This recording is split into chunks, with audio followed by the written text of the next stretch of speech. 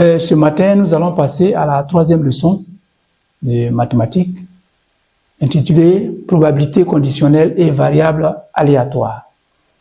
Il faut signaler à tous fins utiles que cette leçon sera scindée en trois grandes parties. Donc la première partie, c'est ce que nous allons voir maintenant, à savoir la probabilité conditionnelle. Après, nous parlerons des variables aléatoires et puis des épreuves de Bernoulli. Donc, à grand 1, alors donc, dans cette première partie, à savoir la probabilité conditionnelle, nous allons voir d'abord la définition et les différentes notations liées à cette notion de probabilité conditionnelle. Donc, en petit a, la définition, nous allons noter soit oméga, soit grand oméga, l'univers associé à une expérience aléatoire. Alors, il faut faire remarquer qu'en premier, nous avons parlé de l'univers qui représente donc le cadre où se déroule l'expérience aléatoire. Et l'expérience aléatoire, c'est une expérience dont on ne peut prévoir le résultat à l'avance. Par exemple, quand vous lancez un dé cubique, dont les faces sont numérotées de 1 à 6, vous ne pouvez pas prévoir la face qui va apparaître. La face marquée numéro 1, la face marquée numéro 6, la face marquée numéro 5, et ainsi de suite. Vous ne pouvez pas prévoir. On va donc parler d'expérience aléatoire. Alors que quand vous chauffez de l'eau, quand vous mettez de l'eau à chauffer, lorsque vous êtes à ébullition, vous êtes sûr que la température atteint 100 degrés. Donc on peut prévoir cela. On peut prévoir l'étape d'ébullition, c'est à partir de 100 degrés. Donc ça, ce n'est pas une expérience aléatoire. Alors, on va dire à un événement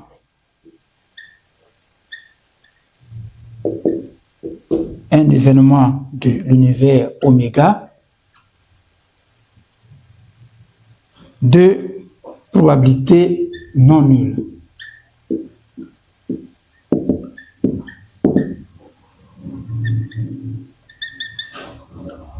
Et puis, un autre événement, grand B et B, un événement quelconque,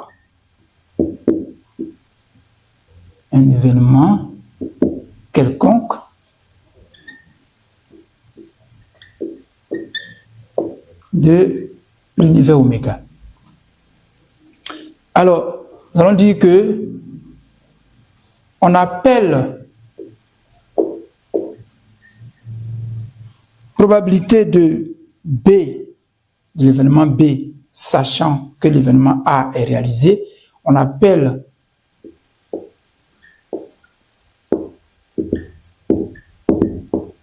probabilité de B, sachant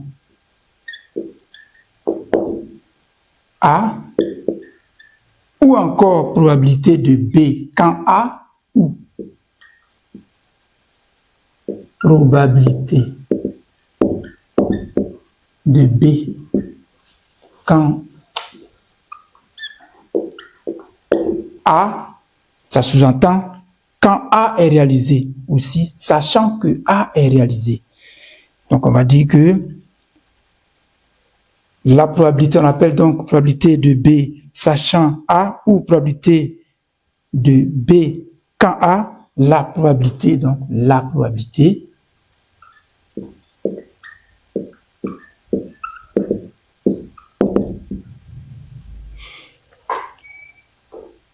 alors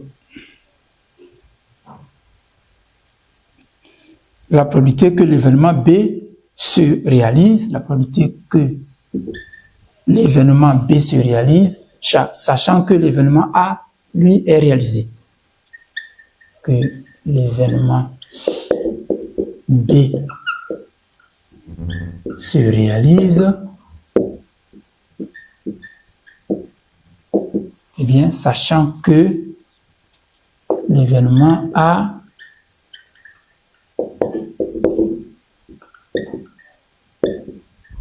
est réalisé.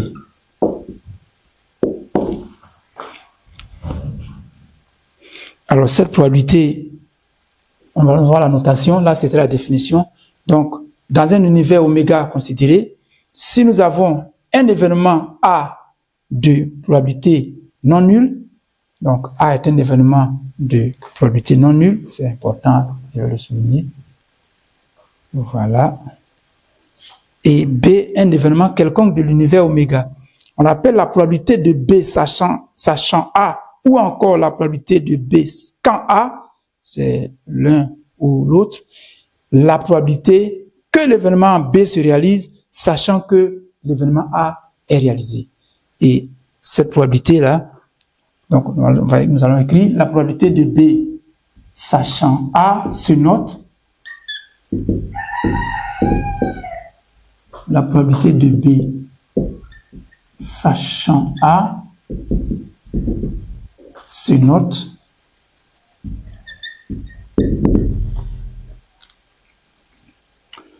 Alors, ça se note.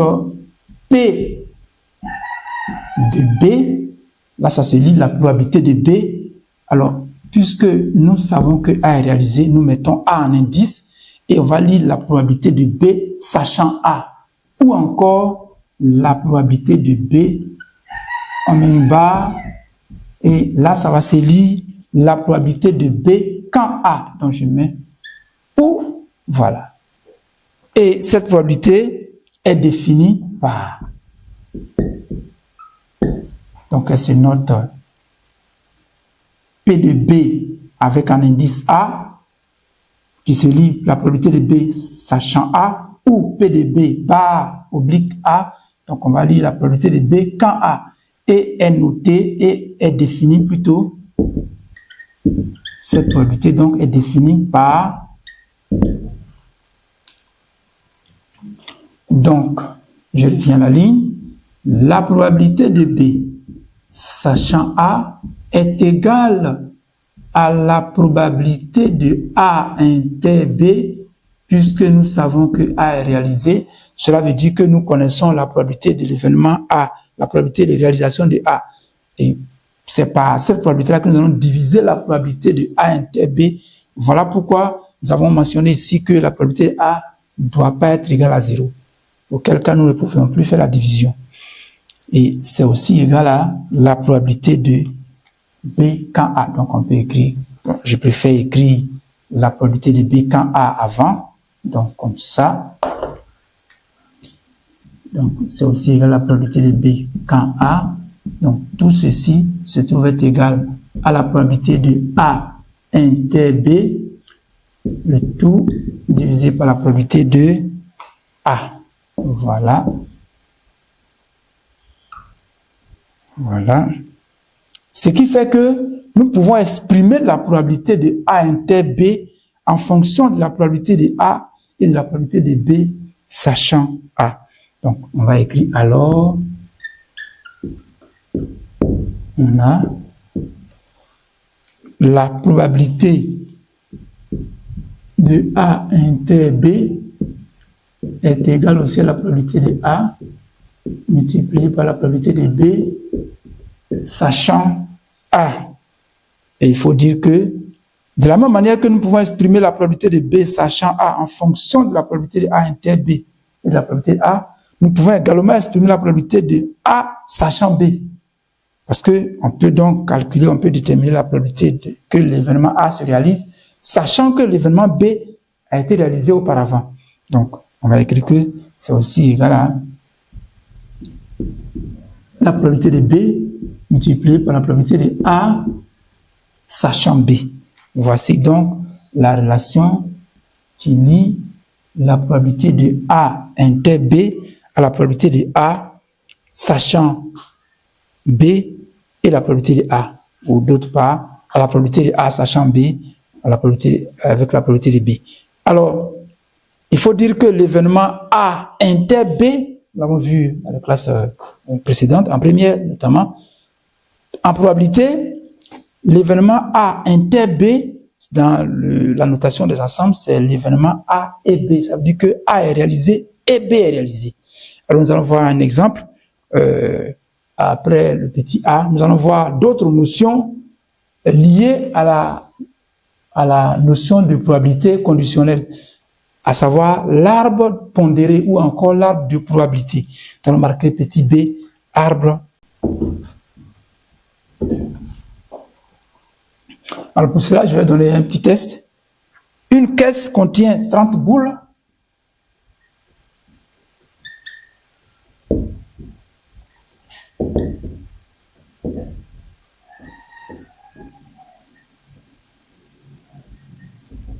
Boules indiscernables au toucher.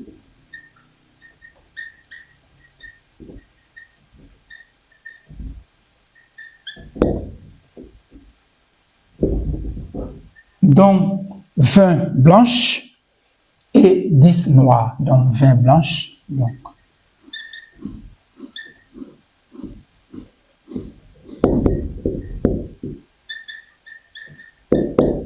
Et 10 noirs.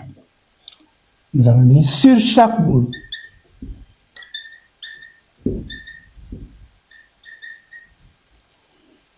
Est marqué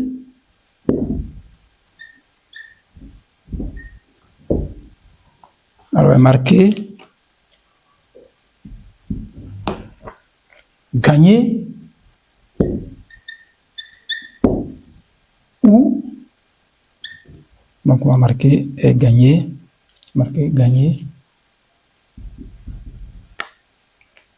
on va marquer soit, je préfère la notion, je préfère soit, et marquer soit.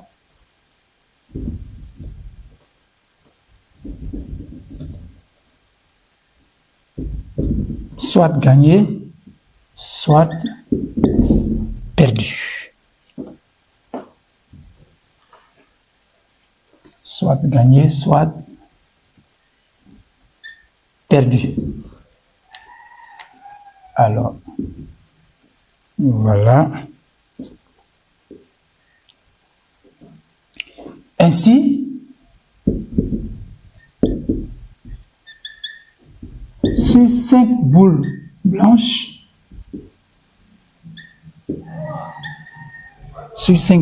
il est marqué gagné.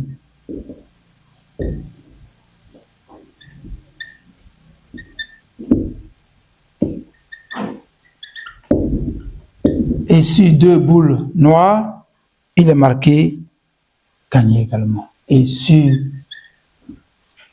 2 boules noires, il est marqué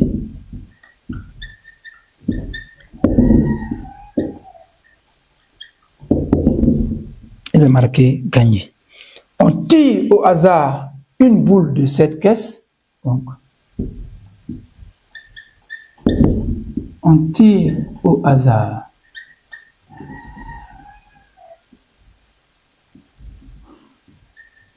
une boule de cette caisse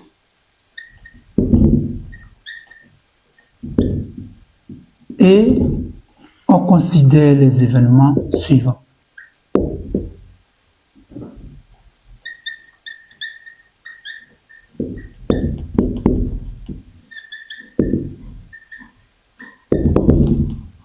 À la ligne, donc on va marquer grand B. Le premier événement, c'est grand B. La boule tirée est blanche.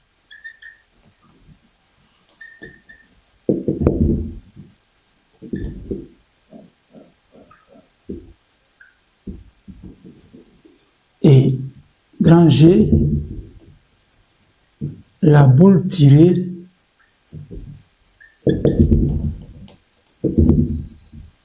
est marquée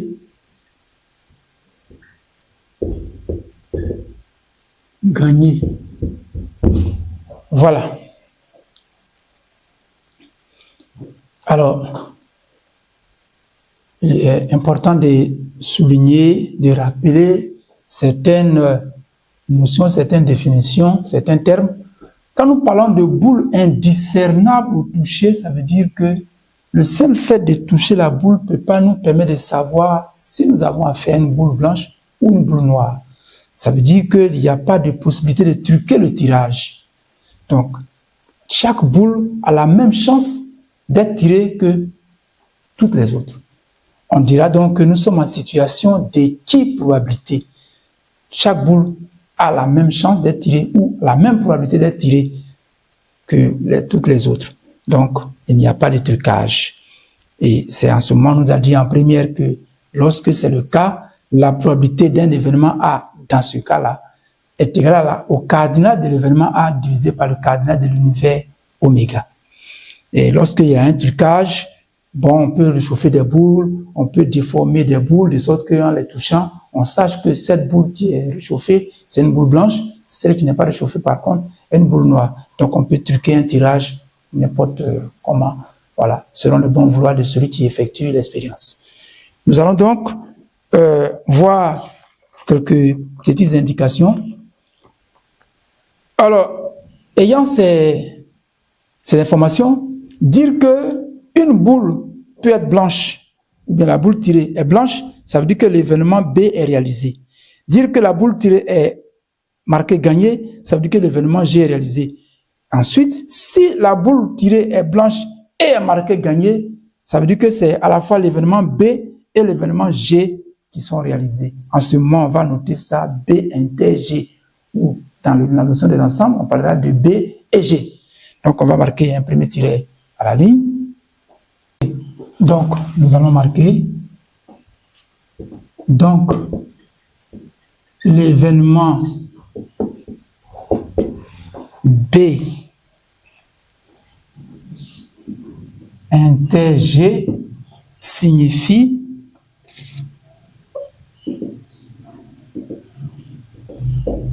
deux points, la boule tirée est blanche et marquée gagnée.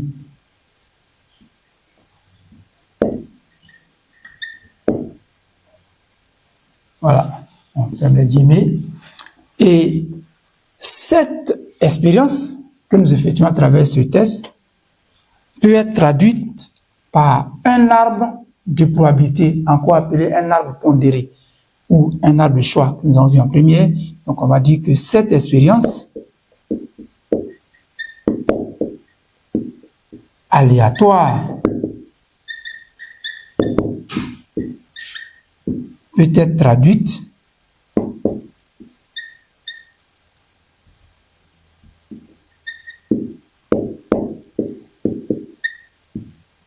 par un arbre de probabilité ou bien un arbre pondéré. Donc on va mettre un arbre pondéré en parenthèse, ou encore un arbre de probabilité. Voilà.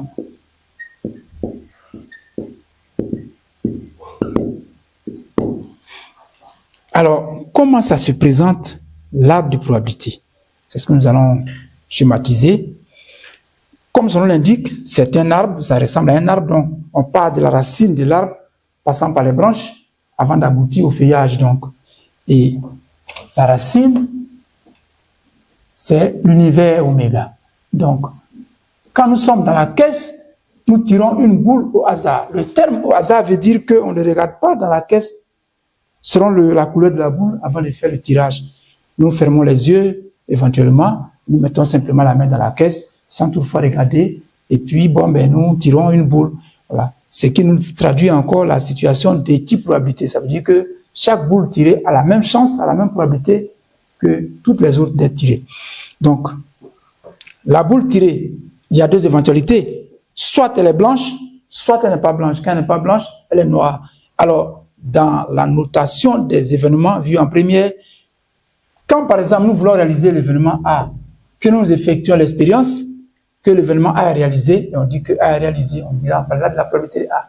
Mais quand A n'est pas réalisé, ce qui est réalisé, c'est le contraire de A. Nous avons noté ça A bar. Donc ici, si nous tirons une boule de la caisse, soit elle est blanche, donc on marquera B comme ça, soit elle n'est pas blanche, on marquera donc B bar et non N, parce que l'événement, l'énoncé nous a dit, l'énoncé a parlé des événements B, la boule tirée est blanche. L'énoncé ne nous a pas parlé de d'un événement appelé N, par exemple. Donc, nous ne faisons pas allusion à la couleur noire. Quand ce n'est pas la boule blanche, on mettra simplement que c'est B bar qui est réalisé. Ensuite, lorsque nous tirons la boule blanche, il y a encore deux éventualités. Elle peut être marquée gagné.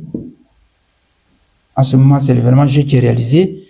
Ou bien, elle est marquée perdu. Et en ce moment, c'est l'événement G bar qui est réalisé. Donc, mettons ici G bar.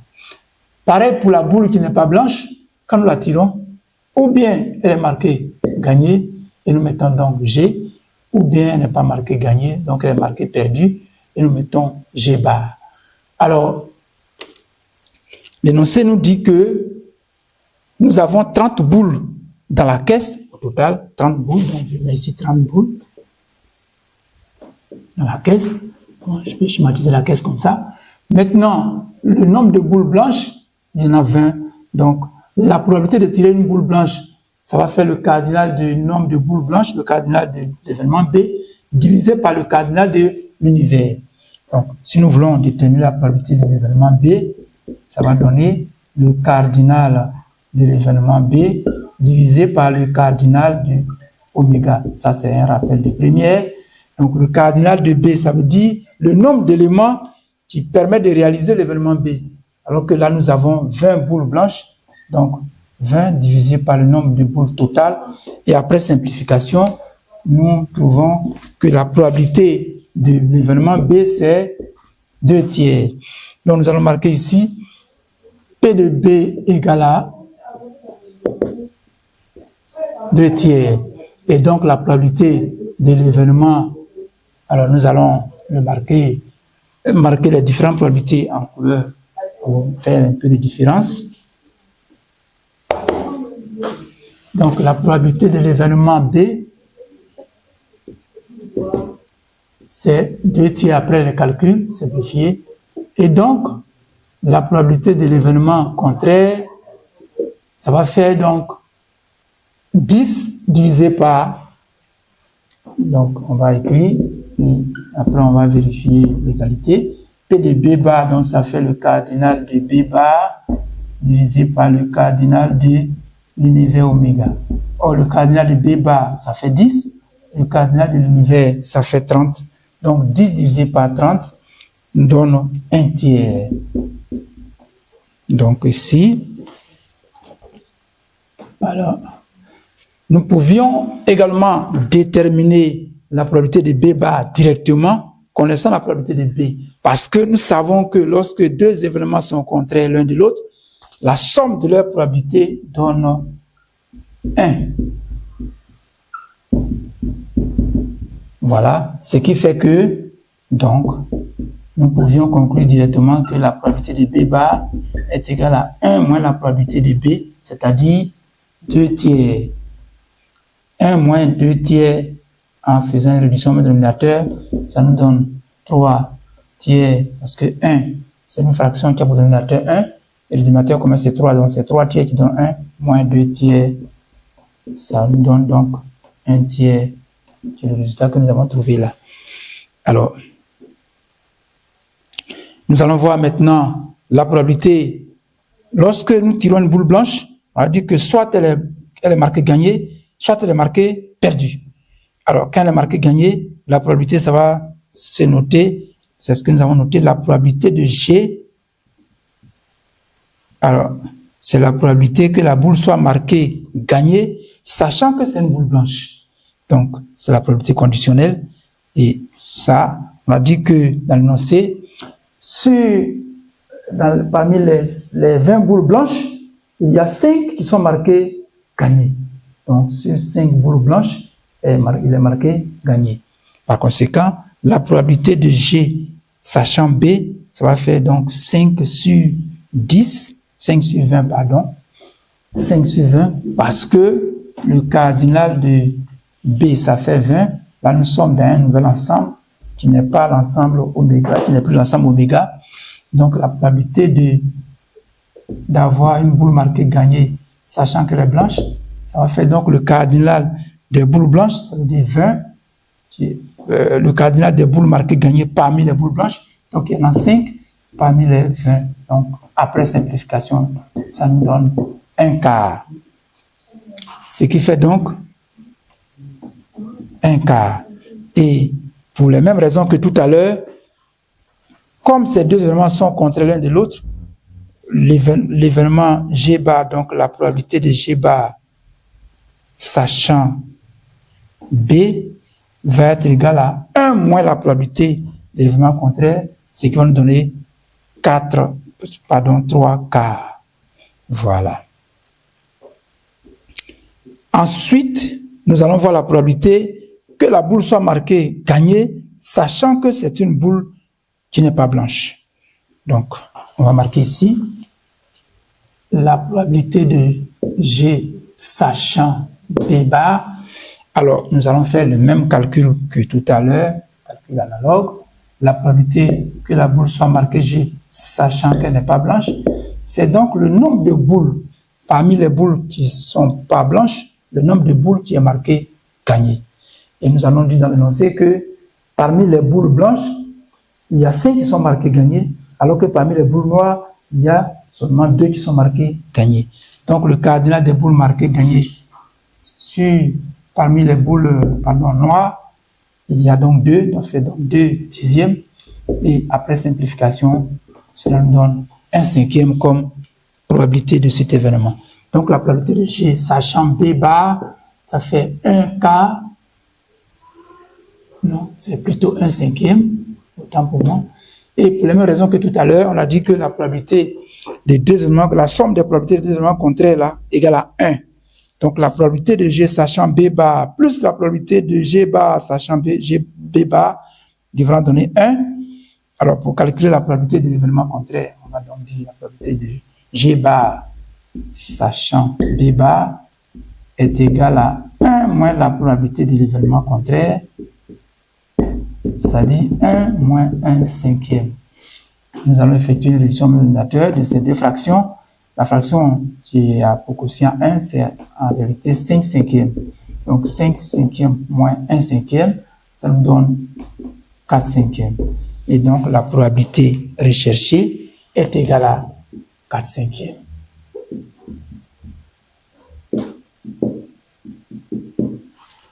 Alors voilà les différentes probabilités sur les branches de notre arbre de probabilité.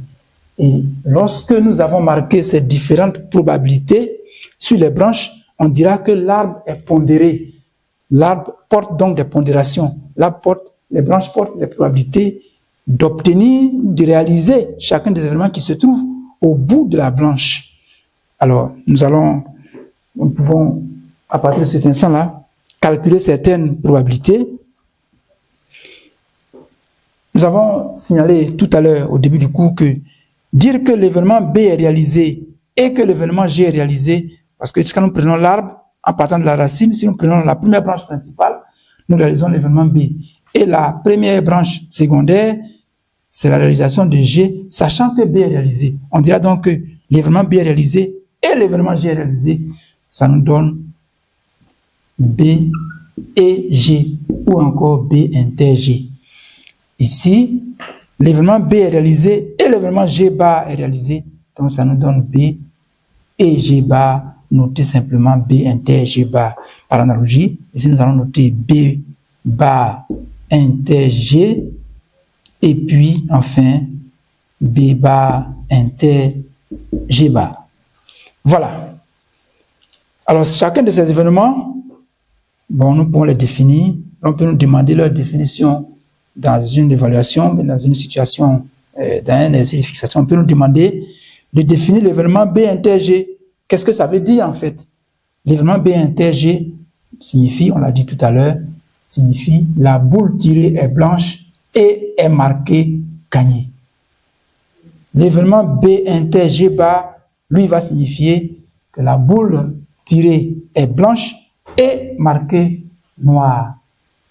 Et B bar inter G, c'est la boule tirée est noire, mais n'est pas blanche et est marquée gagnée. Ici, c'est la boule tirée n'est pas blanche et est marquée non gagnée, c'est-à-dire perdue. Alors donc on peut nous demander au cours de ce type d'exercice de calculer par exemple la probabilité de l'événement B inter G. Alors nous avons vu que la probabilité de A inter B, on a dit que ça fait la probabilité de A multipliée par la probabilité de B sachant A, d'après les formules précédentes. Donc nous allons appliquer ici, ce qui représente A pour nous, c'est B, ce qui représente B pour nous, c'est G. Donc ça va devenir la probabilité de B inter G. Pour obtenir cela, on va faire la probabilité de B multipliée par la probabilité de G sachant B. Or, la probabilité de B est connue, est donnée sur l'arbre, c'est fait 2 tiers. Nous pouvons donc remplacer cette probabilité par sa valeur numérique. Donc ça nous donne 2 tiers multiplié par la probabilité de G sachant B, c'est 1 quart. Alors lorsque nous effectuons les calculs, la multiplication de deux fractions revient à multiplier les numérateurs entre eux et les dénominateurs entre eux. Ça nous donne donc 2 douzièmes et après simplification par 2, nous obtenons 1 sixième. Voilà. Donc on peut écrire que la probabilité de B inter G est égale à 1 sixième.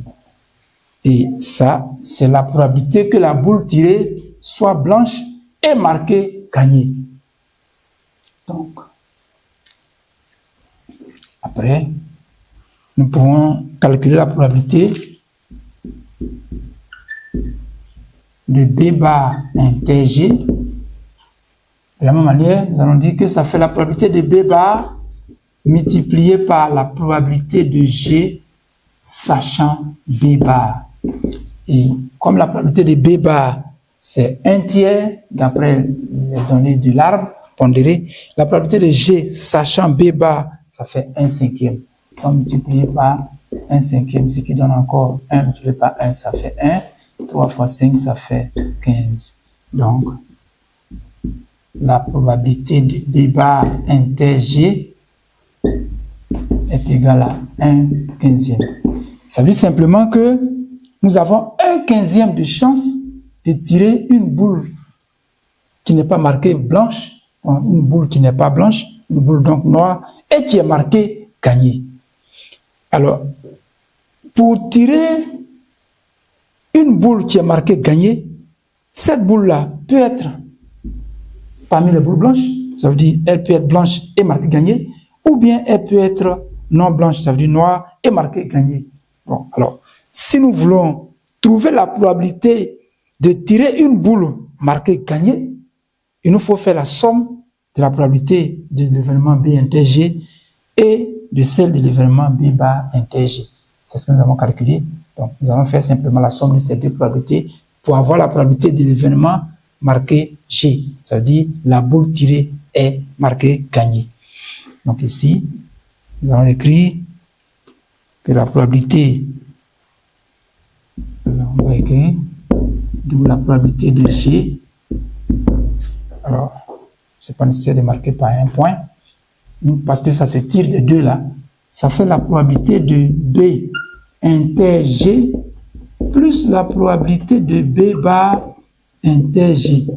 Voilà. Pourquoi? Parce que c'est parmi ces deux événements que l'événement G apparaît. Donc, je récapitule là pour dire que, je reprends là pour dire que pour avoir une boule marquée gagnée, nous pouvons l'avoir parmi les boules blanches marquées gagnées, ou bien parmi les boules non blanches marquées gagnées. Alors, ça nous donne ici 1 sixième.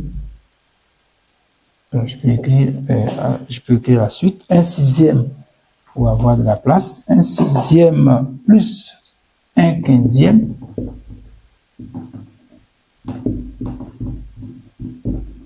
Et nous constatons que le dénominateur commun de ces deux fractions, c'est 30. Alors, si c'est un diviseur de 30, 15 également est un diviseur de 30. Donc, c'est 15 fois 2 qui donne 30. Là, c'est 6 fois 5 qui donne 30. Donc, nous allons multiplier le numérateur de la première fraction par 5. Donc, ça va donner 5 sur 30. Et ici, 2 sur 30. Donc, 5 plus 2, ça nous donne 7 sur 30. Après calcul. Voilà pour ce que nous pouvons retenir des notations, des calculs possibles dans le cas d'un arbre pondéré ou un arbre de probabilité. Merci pour votre attention. Nous allons passer au petit c pour donner quelques remarques sur ces notions. Ok. Nous allons passer au petit c, la partie petit c, pour donner quelques remarques, comme je l'ai dit tout à l'heure, relatives à la notion de probabilité conditionnelle, donc à l'arbre de probabilité. Alors, donc nous allons marquer remarque.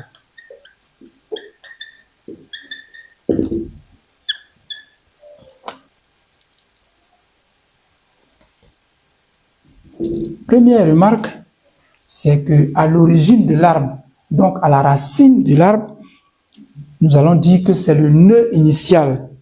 On va appeler ça le nœud initial. Nous avons l'univers oméga. Donc on va dire à l'origine de l'arbre, à l'origine de l'arbre, ou encore ou le nœud initial,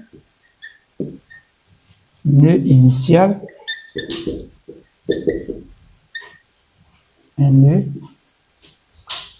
on a l'événement oméga, l'événement certain, c'est-à-dire l'univers, voilà, l'événement certain, c'est-à-dire l'univers oméga. Voilà, donc nous partons de la racine de l'arbre de probabilité, et cette racine-là, dont l'arbre commence par l'univers oméga, qui est l'événement certain.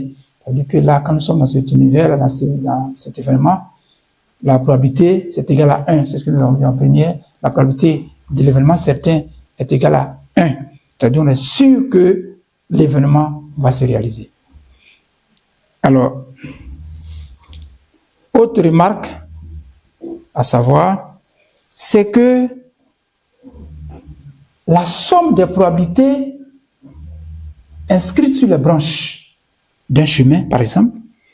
Alors, les chemins sont constitués de branches. Une succession de branches est appelée un chemin. Et pour aboutir aux événements qui sont au bout des chemins, nous allons faire le produit des probabilités des branches qui constituent le chemin qui mène à l'événement. Et pour pouvoir calculer la probabilité d'un chemin, il suffira de faire le produit des probabilités, n'est-ce pas, des branches qui constituent donc on va dire que la somme des probabilités inscrites sur les branches qui partent d'un même nœud. Alors, un nœud, c'est le point de départ de deux branches, ou bien de plusieurs branches, je préfère dire. Ça peut être 2, ça peut être 3, ça peut être plus de 2, plus de 3. Donc, on va dire que la somme des probabilités, la somme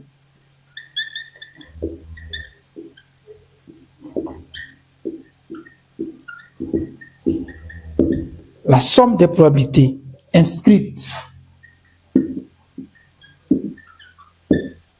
sur les branches qui partent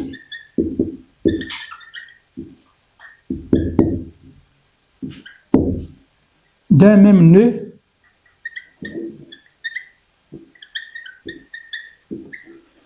est toujours égal à 1.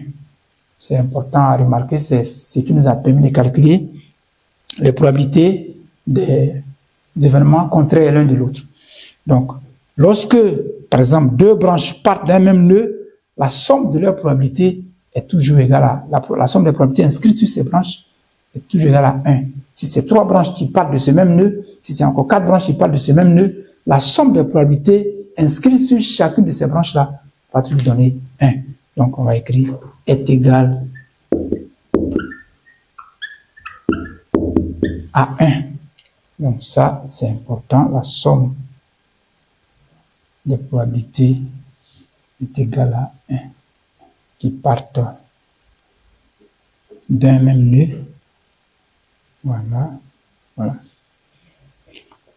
Alors, nous allons ensuite définir ce que c'est qu'un chemin. On a dit qu'un chemin, on va dire qu'un chemin, c'est la succession de plusieurs branches. Donc, on va dire, dans un arbre de probabilité, un chemin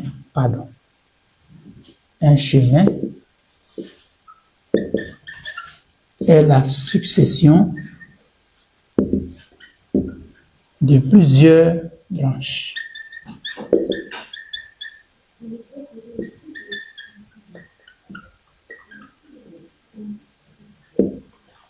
Voilà. Un chemin. Voilà. Nous allons voir enfin la probabilité d'un événement associé à plusieurs chemins.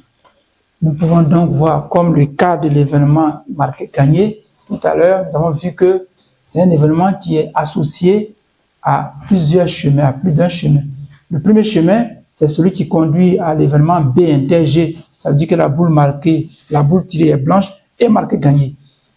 Le même événement G peut être obtenu aussi en passant par le chemin qui nous donne l'événement, la boule tirée est marquée non blanche et marquée gagné. La boule tirée est non blanche et marquée gagné. Donc l'événement B bar inter G. Quand c'est le cas, nous faisons la somme des probabilités de ces événements. Nous allons donc dire que la probabilité d'un événement associé à plusieurs chemins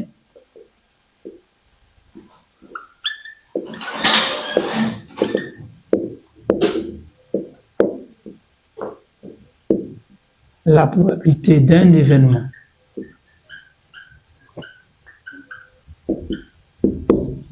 associé à plusieurs chemins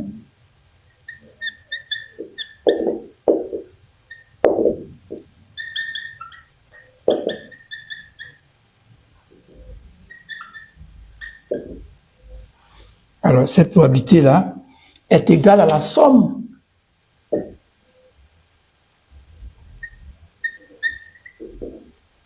est égale à la somme des probabilités des chemins qui y conduisent, à la somme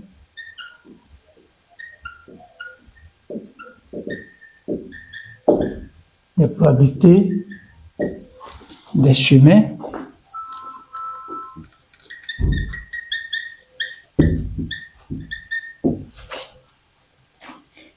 qui mènent donc à ce chemin, à cet événement donc qui y conduisent. C'est-à-dire la somme des probabilités des chemins qui permettent d'aboutir à cet événement, d'aboutir donc, d'arriver donc à cet événement, les chemins qui conduisent à cet événement. Voilà, nous allons voir maintenant ce que c'est que deux événements indépendants. Lorsque la probabilité d'un événement dépend de celle de l'autre, la réalisation de l'autre, ou pas. Donc, événement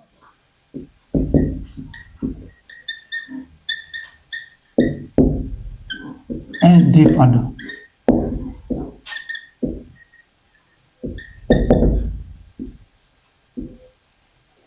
Alors, petit a, définition. Alors, puisque nous avons parlé de probabilité conditionnelle, ça veut dire qu'il y a une condition à poser entre la réalisation d'un événement ou de l'autre. Alors, à quel moment deux événements seront indépendants, à quel moment ils seront liés? Nous allons donc parler de l'indépendance parmi les événements. Donc, on va dire deux événements.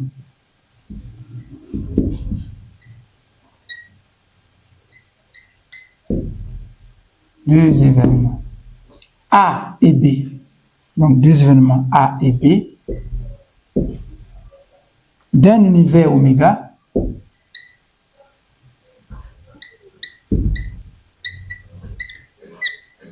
sont dits indépendants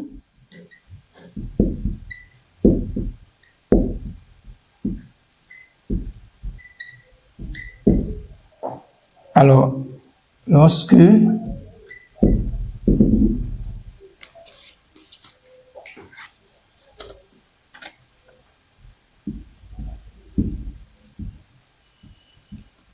Alors tout à l'heure, nous avons dit que la probabilité de l'événement A et B, notez A inter B, l'événement A et B, c'est ce que nous notons, l'événement A inter B, la probabilité de A inter B est égale à la probabilité de A multipliée par la probabilité de B sachant A. Ça veut dire que, voilà ce que nous avions écrit tout à l'heure, la probabilité de B sachant A. Maintenant, lorsque les deux événements ne sont pas liés, ça veut dire que la réalisation de B n'influence pas celle de A et vice-versa, alors ça, nous n'avons plus besoin de ça. Que A soit réalisé ou pas, la réalisation de B peut se passer librement. On dira donc que la probabilité de A inter B, en ce moment, cela devient égal à la probabilité de A multipliée par la probabilité de B. Donc, si dans un exercice, vous arrivez à vérifier cette relation, vous calculez la probabilité de l'événement A et B, vous obtenez une valeur donnée. Vous calculez la probabilité de A multipliée par la probabilité de B, vous obtenez la même valeur. Vous pouvez conclure que les événements A et B sont indépendants. Donc, petit b, quelle propriété nous pouvons obtenir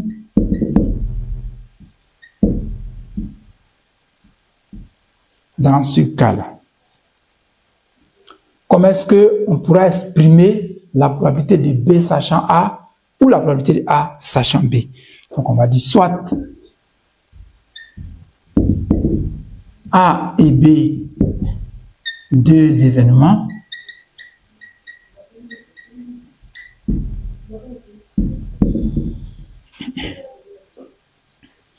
soit A et B, deux événements d'un univers oméga de probabilité non nulle, voilà,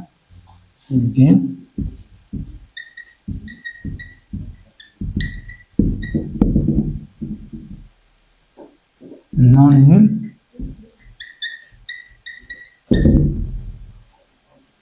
Alors, si A et B sont indépendants, donc on va écrire ici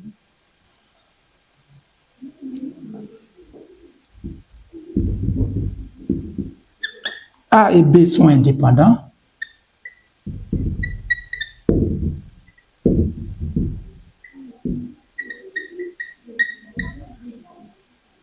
Si et seulement si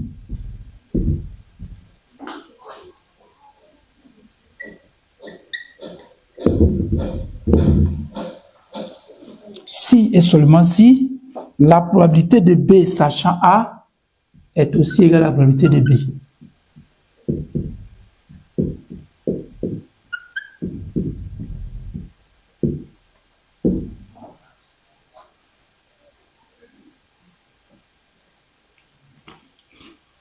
Mais pareil, si A et B sont indépendants, on écrira aussi que la probabilité de A sachant B est égale à la probabilité de A. Donc, on va dire que A et B sont indépendants.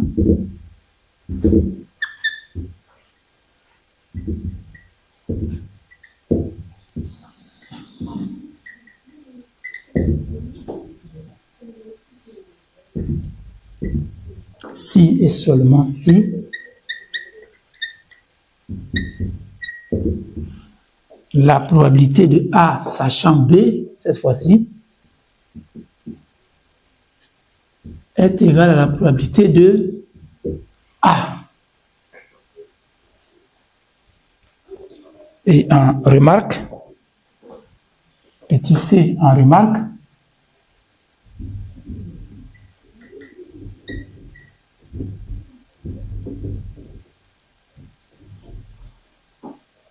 nous allons noter que la propriété précédente, à savoir que lorsque deux éléments sont indépendants, là, la probabilité de B sachant A devient simplement la probabilité de B, et que la probabilité de A sachant B devient égale à la probabilité de A.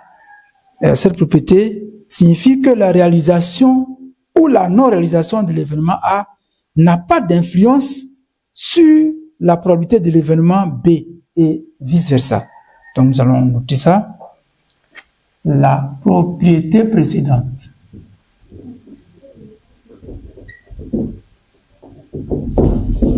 la propriété précédente. Alors, la propriété, je vais changer de marqueur. La propriété précédente signifie que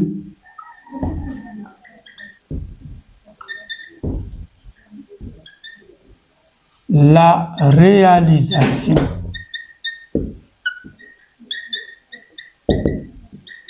ou la non-réalisation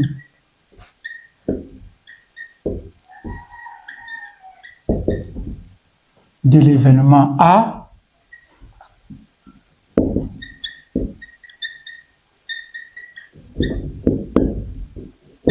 n'a pas d'influence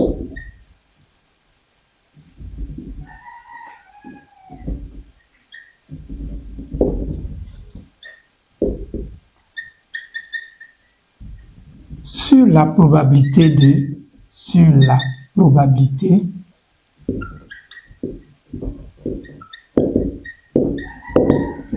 de l'événement B.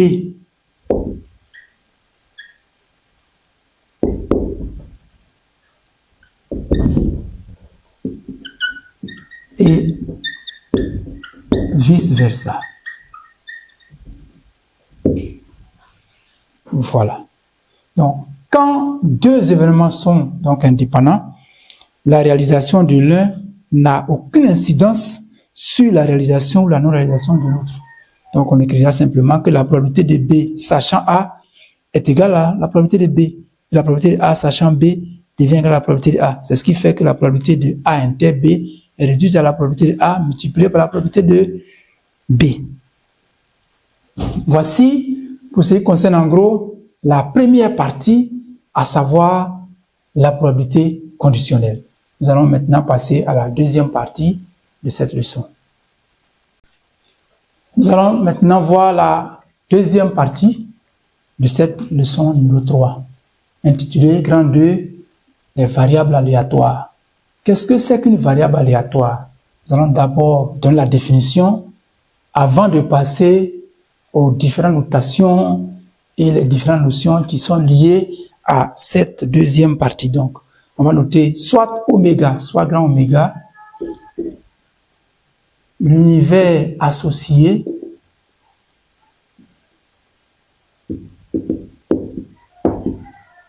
à une expérience aléatoire ou bien une épreuve aléatoire, comme je l'ai dit tantôt, une expérience aléatoire. Alors, premier astérisque, on appelle variable aléatoire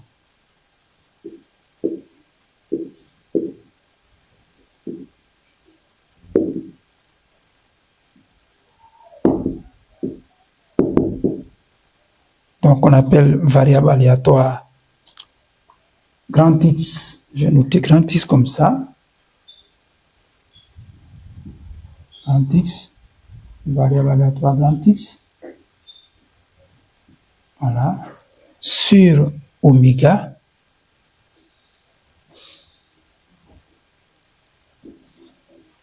Donc, je vais souligner ça également.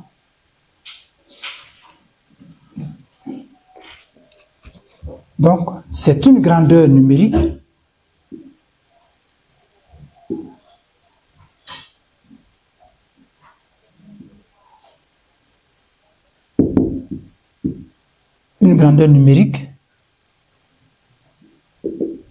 associée à grand X, associée plutôt à cette épreuve aléatoire là, à cette expérience.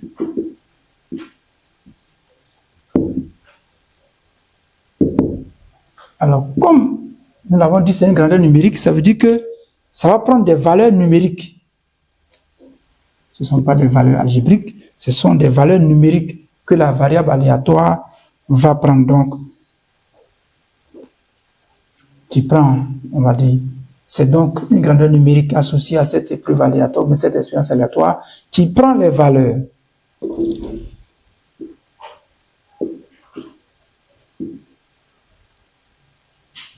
que nous allons désigner par petit x1, c'est-à-dire la première valeur de grand X,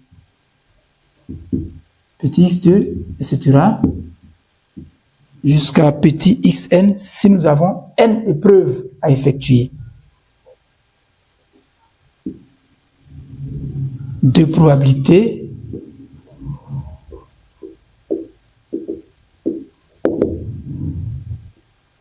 respectives. Alors, donc,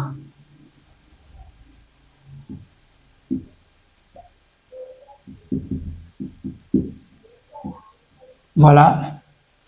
Donc, grand X est une variable aléatoire.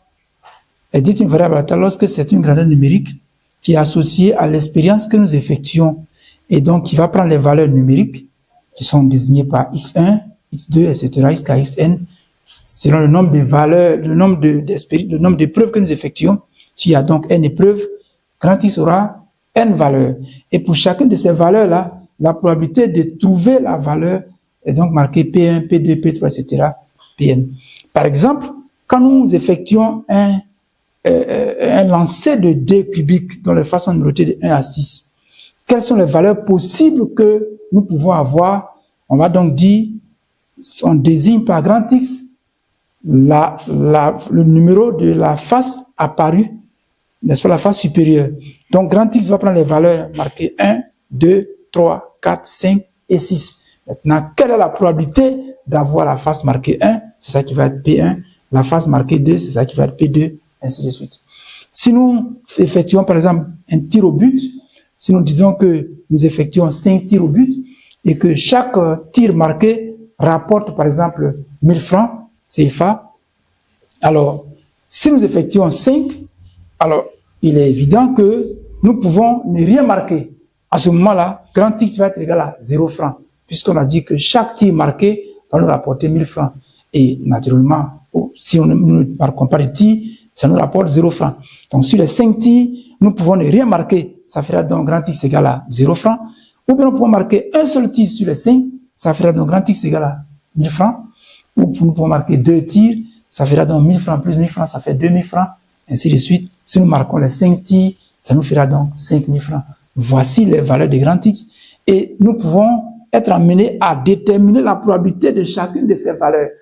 À savoir, quelle est la probabilité d'avoir grand X égale à 0 francs, quelle est la probabilité d'avoir grand X égale à 5000 francs, et comment calculer ces probabilités-là. Voilà un peu comment définir, n'est-ce pas, une variable aléatoire. Ce que c'est qu'une variable aléatoire. Et lorsque, pour chaque valeur de grand X, on va nous demander de déterminer la probabilité d'avoir cette valeur, on dira simplement d'établir la loi de probabilité de grand X, ou bien de donner la loi de probabilité de grand X. Autrement dit, ça voudra dire que il faut calculer la probabilité d'avoir X1, il faut calculer la probabilité d'avoir X2, la probabilité d'avoir grand X égale à Xn. C'est tout. Donc on va dire, lorsqu'à chaque valeur de X, à chaque valeur de grand X,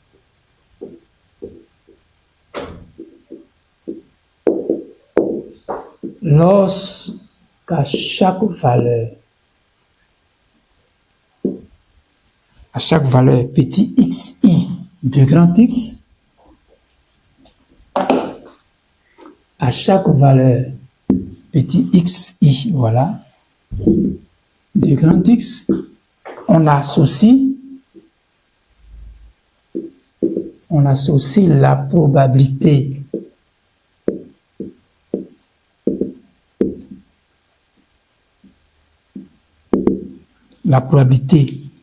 petit p indice i comme ça. Alors, on dit que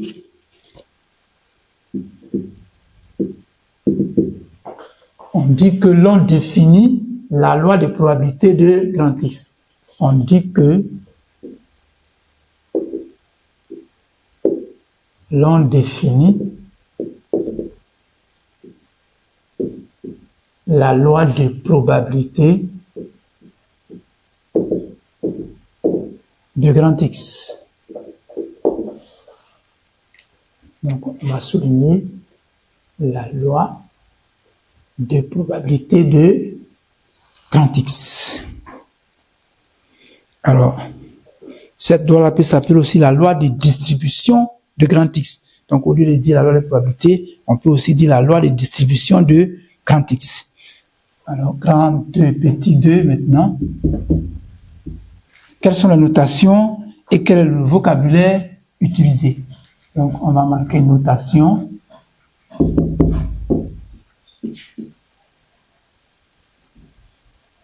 Donc, ça veut dire comment est-ce que les grandeurs vont se noter et quel est le langage que l'on utilise, mais l'on utilisera pour faire face à ces exercices.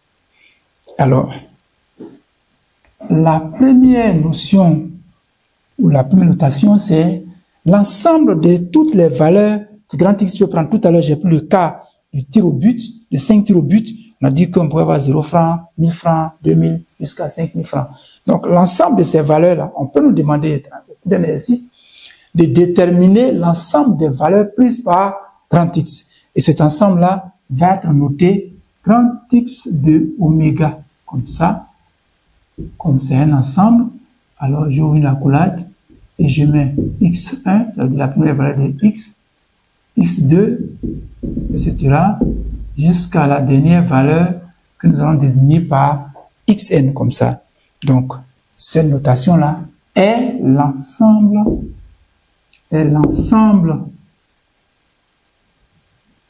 des valeurs prises par grand X. Donc, c'est l'ensemble des valeurs prises par grand X. Donc, on va marquer ça par des points. Deuxième point. Alors,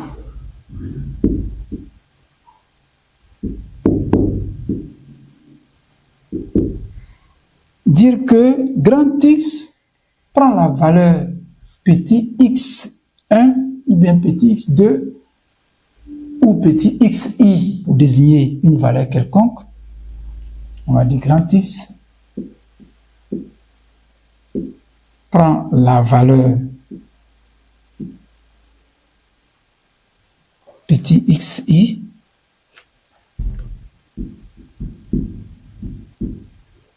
alors cet événement-là se note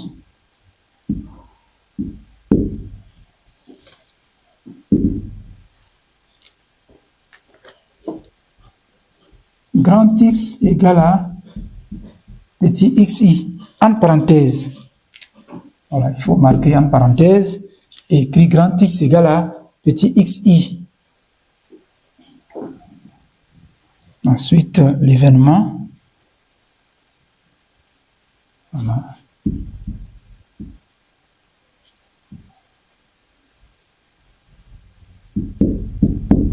L'événement.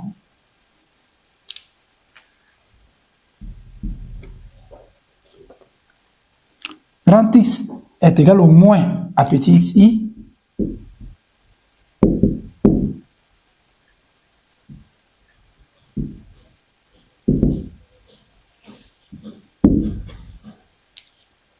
À petit xi. Donc, je vais fermer les guillemets.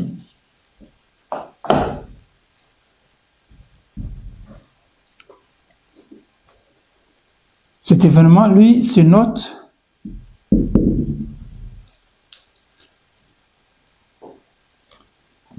alors dire que grand X est au moins égal à petit xi, ça veut dire que grand X est soit égal à petit xi ou prend des valeurs plus grandes que petit xi. Donc on va noter grand X est supérieur ou égal à petit xi.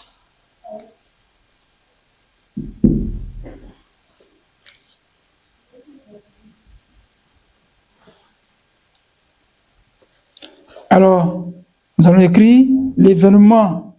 Voilà, ça fait le dernier élément. L'événement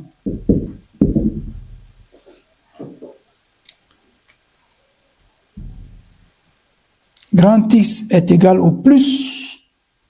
Grand X est égal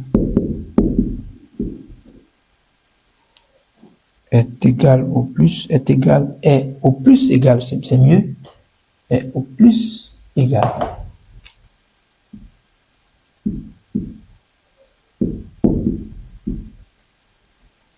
Égal à petit xi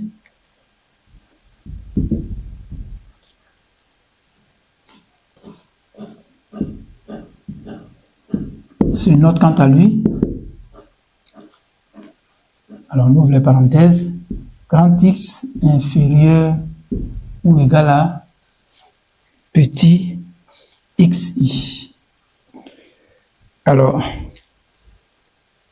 là, ce sont les notations des événements que l'on peut nous demander très souvent.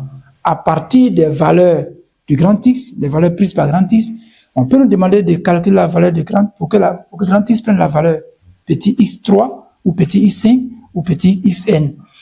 Et on peut aussi, ou bien on peut nous demander de déterminer la probabilité pour que grand X soit au moins égal à 3 ou au plus égal à 2. Donc voici les cas de figure que l'on peut nous demander.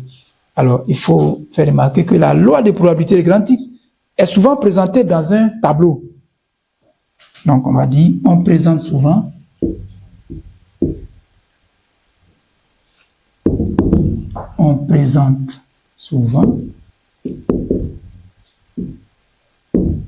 la loi de probabilité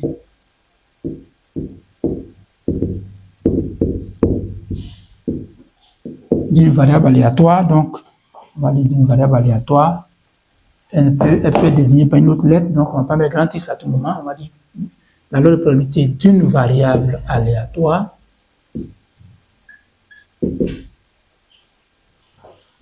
Une variable aléatoire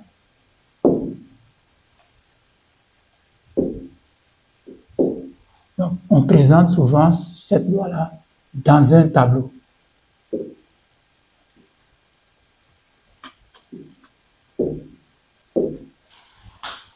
Alors, ce tableau peut être sous cette forme-là. C'est un tableau à 2 lignes. Sur la première ligne seront marquées les valeurs prises par grand X. Donc je marque grand X égale à petit xi. Et la deuxième ligne va porter les probabilités pour que grand X soit égal à petit xi. C'est ce qu'on va noter souvent aussi. P, petit p, indice i. Donc voilà. Donc on va avoir x1, x2, etc. On va marquer xn. Et puis la dernière case, ce sera la vérification.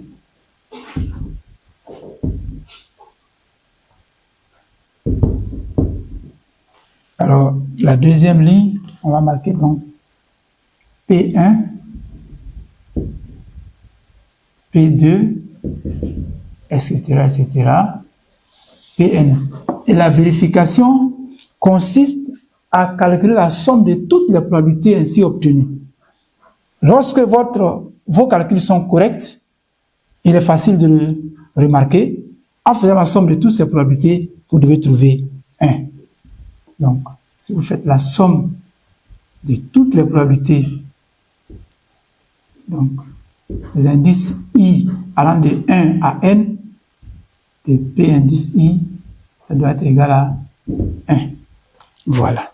Et donc, si vous ne trouvez pas 1, c'est que certainement vous êtes trompé dans un des calculs.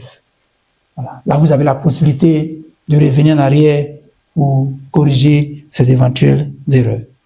Alors, lorsque nous effectuons un jeu aléatoire, une expérience, une épreuve aléatoire, c'est dans l'espoir de gagner. C'est dans l'espoir de gagner, par exemple, les jeux de tir au but qui nous rapportent de l'argent, ou les jeux de tirage de cartes qui nous rapportent de l'argent. Alors, ces jeux aléatoires-là, En allant participer, en allant prendre part, c'est dans l'espoir de gagner. Et cet espoir-là peut être quantifié en mathématiques. C'est ce qu'on va appeler l'espérance mathématique. Donc, on va marquer le paragraphe petit 2, petit 3 maintenant, l'espérance mathématique. Donc, grand 2, 3, l'espérance mathématique.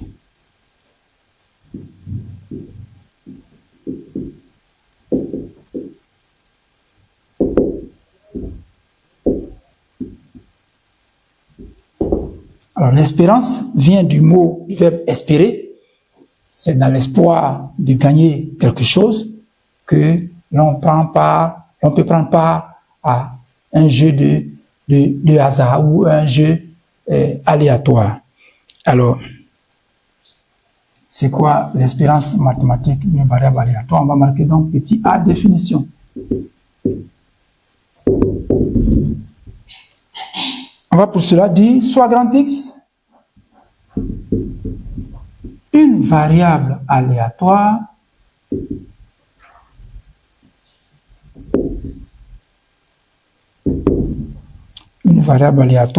dont la loi de probabilité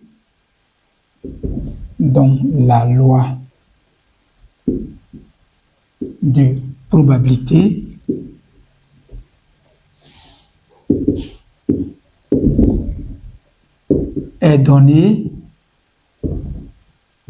par le tableau suivant.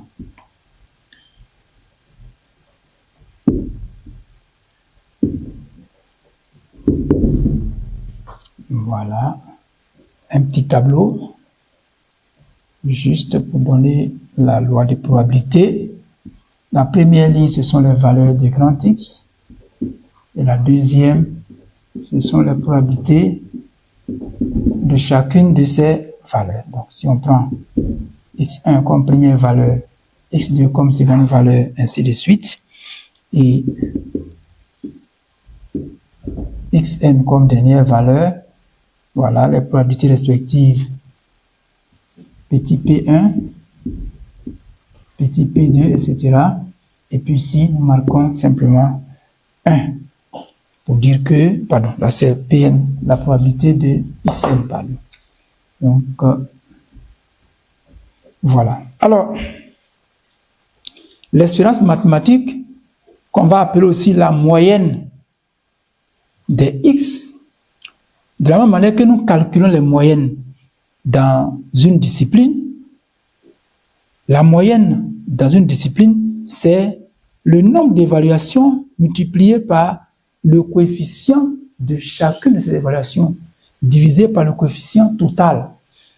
Ici, ce sera donc les valeurs de xi vont désigner les notes et puis les probabilités vont constituer les coefficients. Si bien que pour avoir la moyenne, on va faire x1 fois p1 plus x2 fois p2 plus x3 fois p3 plus etc. plus xn fois pn, le tout divisé par le coefficient total. Or, le coefficient total, c'est P1 plus P2 plus P3 plus etc. Pn. On a dit que ça fait 1. Autrement dit, la valeur de l'espérance mathématique va être égale à la somme de x1 fois P1, de x2 fois P2, ainsi de suite, de xn fois Pn.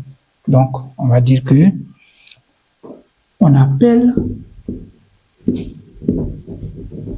espérance mathématique.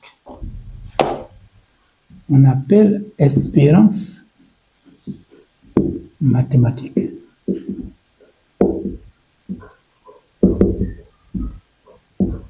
L'espérance mathématique, entre parenthèses, je vais souligner l'espérance mathématique. Voilà, parce que c'est une nouvelle notion pour nous. Ou moyenne. Donc, l'espérance mathématique, ou moyenne, on peut aussi appeler ça moyenne. Donc, voilà. Donc, l'espérance mathématique de grand X, ou moyenne de grand X, le nombre réel, c'est un nombre réel, noté grand E de grand X. Grand E de grand X.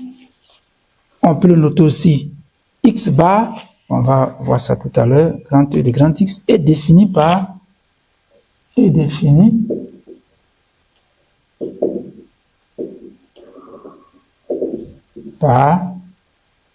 alors, on va écrire que E de grand X c'est égal à X1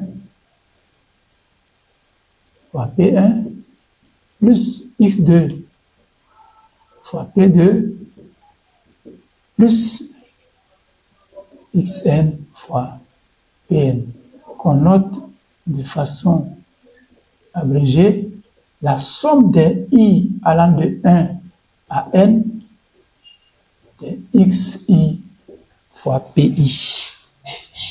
Je vais encadrer ça.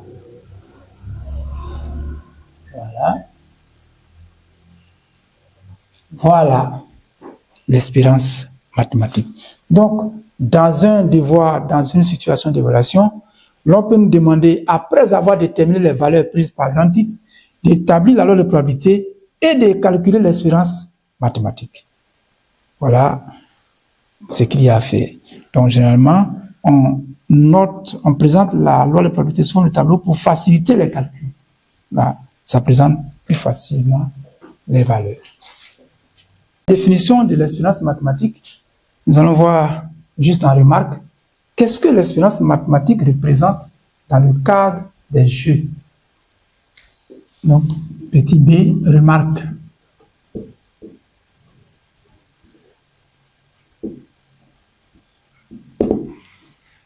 Et nous allons dire que E de x, souvent, peut se noter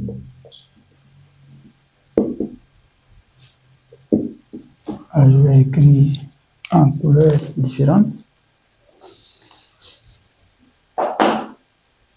X bar. Voilà, comme ça. Et désigne la moyenne des X.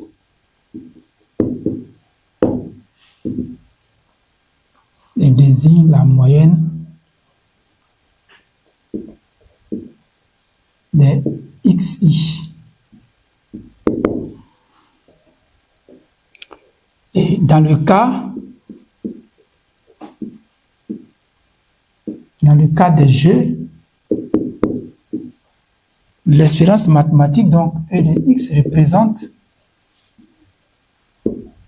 quelque chose d'assez important, représente donc la moyenne, puisque c'est la moyenne des x. Et nous avons dit que pour aller à un jeu, c'est dans l'espoir de gagner quelque chose. Alors, c'est pas en espérant sortir perdant d'un jeu qu'on va prendre part à ce jeu. Et donc, la moyenne des gains, ce sera l'espérance mathématique dans le cas des jeux. Donc, on va dire que dans le cas des jeux, E de x représente le gain moyen que peut espérer un joueur sur une longue partie. S'il a participé plusieurs fois, la moyenne de ses gains, ou le gain moyen qu'il peut espérer avoir au sortir de ce jeu-là. Donc, on va dire, représente le gain moyen,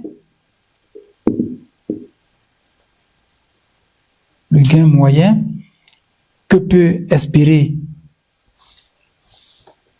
un joueur, donc, que peut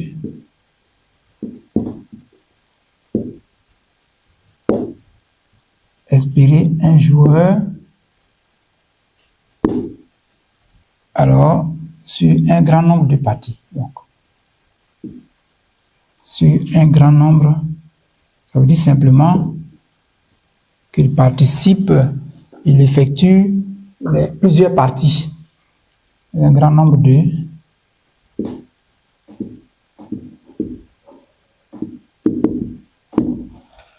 de parties. Dans ces conditions, à quel moment un jeu va être favorable pour le joueur? À quel moment ce jeu va être défavorable pour le joueur? Alors, lorsque le gain moyen est positif, en ce moment, on dira que le jeu arrange le joueur. Il est donc favorable pour le joueur. Et lorsque le gain moyen est négatif, ça veut dire que ça devient une perte. En ce moment, le joueur n'est pas avantageux, on dira que le jeu est désavantageux pour le joueur. Donc, on va dire ainsi, premier cas, si E de x, donc,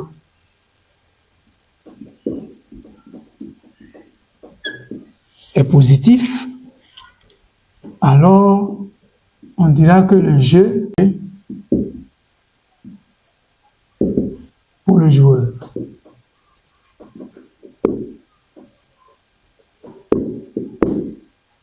Deuxième cas de figure, lorsque, ou bien si l'expérience mathématique se trouve être négative, alors le jeu est désavantageux pour le joueur.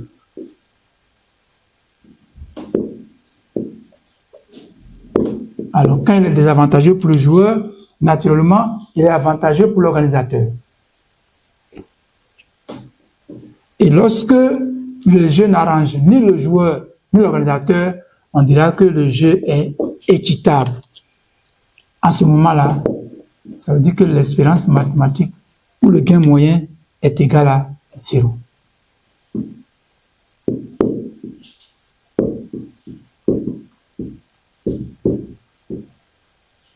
Ça veut dire simplement que personne ne perd, personne ne gagne.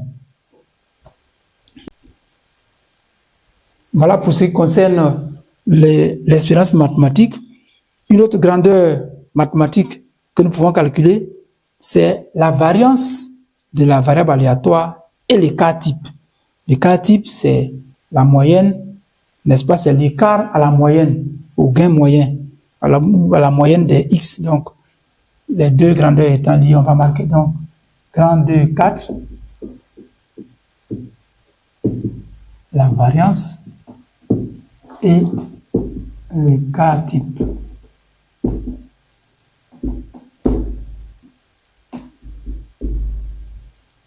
Donc, on va marquer soit grand X, une variable aléatoire,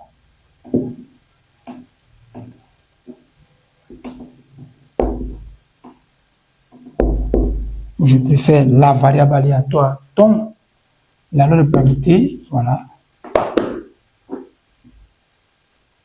dans la loi de probabilité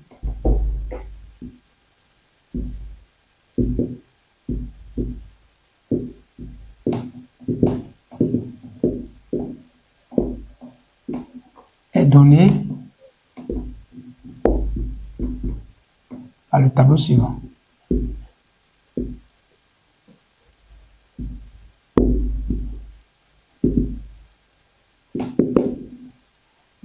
Voilà. Les valeurs de grand X ou encore les valeurs prises par grand X. Or, je peux noter simplement petit xi. Au lieu de grand X égale à petit x, je peux noter simplement petit xi. Et la deuxième ligne, pi. Donc, x1 avec la probabilité p1, x2 avec la probabilité p2, etc. Et xn avec la probabilité pn. Alors, premier point à la ligne, comme ça, on va dire que la variance de grand X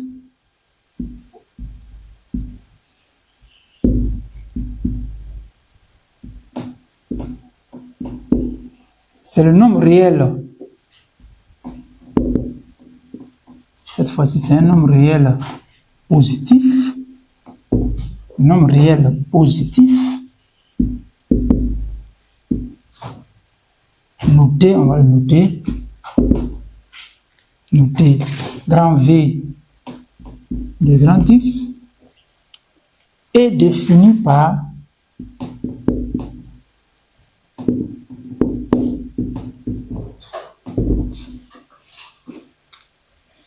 Alors, grand V de grand X. Pour calculer la variance, pardon, pour la calculer, nous allons élever chaque valeur de grand X au carré, multiplié par sa probabilité. Donc, ça va nous donner X1 au carré fois P1. Nous allons additionner ça avec X2 au carré fois P2, X3 au carré fois P3, ainsi de suite, et puis plus Xn au carré fois Pn. Ce qui nous donne encore donc, X1 au carré fois P1, plus X2 au carré fois P2, plus etc., plus Xn au carré fois Pn. Ce qui veut dire que ça fait simplement la somme des i allant de 1 à n de xi carré fois pi. Voici comment calculer la variance d'une variable aléatoire connaissant sa loi de probabilité. Vous voyez avec moi que chacun de ces calculs-là se fait en utilisant le tableau. Voilà pourquoi nous avons dit précédemment qu'il est intéressant, il est bien indiqué de présenter les résultats de la loi de probabilité sous forme de tableau. Ça facilite vraiment les calculs. Et le dernier calcul à voir, c'est les cas types. Alors, il y a juste une petite erreur là. Attention, les cas types, c'est pas complet. Il manque juste une petite grandeur ici. On va ajouter rapidement.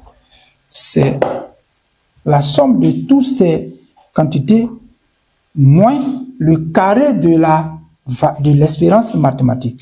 Excusez-moi pour le petit oubli. Donc, moins le carré de l'espérance mathématique.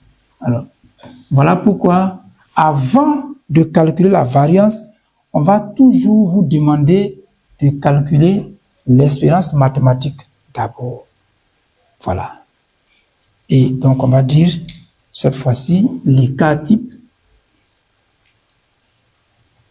On appelle les cas types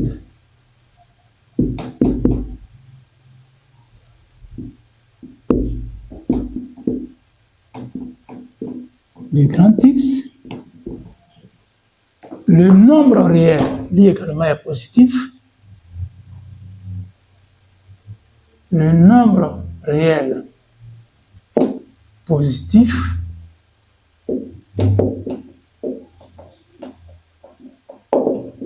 Noté.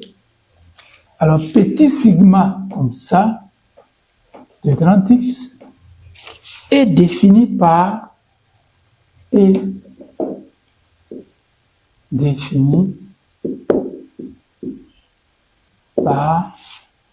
petit sigma de grand X égale à la racine carrée de la variante de X. Voilà la raison pour laquelle l'on a mentionné que la variance est un nombre réel positif pour que l'on puisse prendre sa racine carrée. Voilà, ce qui concerne l'espérance mathématique, la variance et les cas types d'une variable aléatoire. Merci. Nous allons passer à une autre grandeur concernant les variables aléatoires. Après donc l'espérance mathématique, la variance et les cas types, nous allons passer maintenant à la fonction de répartition d'une variable aléatoire. Donc, grand 2,5, fonction de répartition. Alors, en définition, nous allons marquer petit a, définition.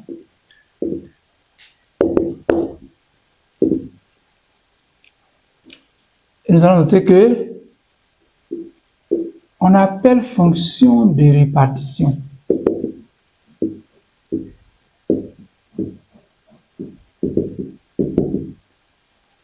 d'une variable aléatoire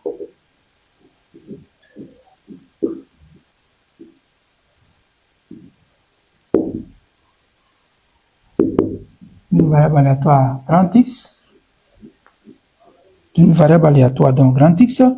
Alors comme son nom l'indique, c'est une fonction donc on va dire l'application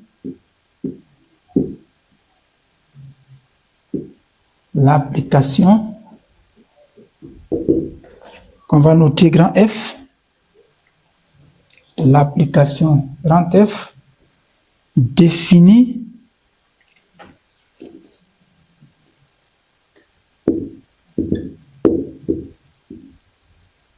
de grand R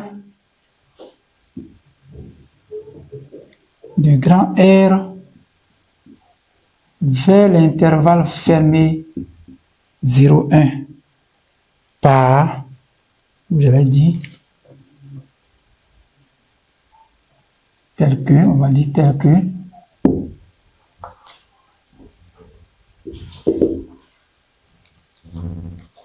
alors,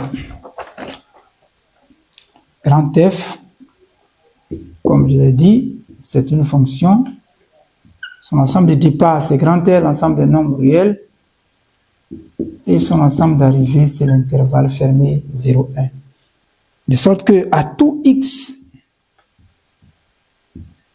on va associer l'image de x qui va s'appeler la probabilité pour que grand x soit égal au plus à petit x. Voilà la définition de la fonction de répartition. Constaterez que les valeurs de départ, ce sont les valeurs prises par grand X. Cela veut dire simplement que grand X peut être négatif, positif ou nul. Lorsque il s'agit d'une perte, grand X est compté négativement. Lorsqu'il s'agit d'un gain, grand X sera compté positivement. Et quand il n'y a pas de gain, il n'y a pas de perte, grand X sera égal à 0. Alors, la propriété afférente à cette notion de fonction de répartition, nous allons marquer petit b propriété. On va dire que si grand F est une fonction de répartition d'une variable aléatoire,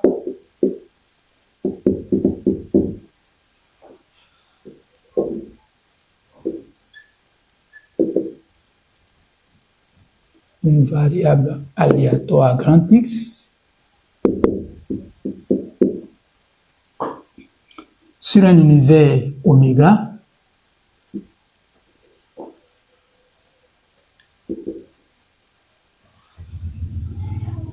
alors,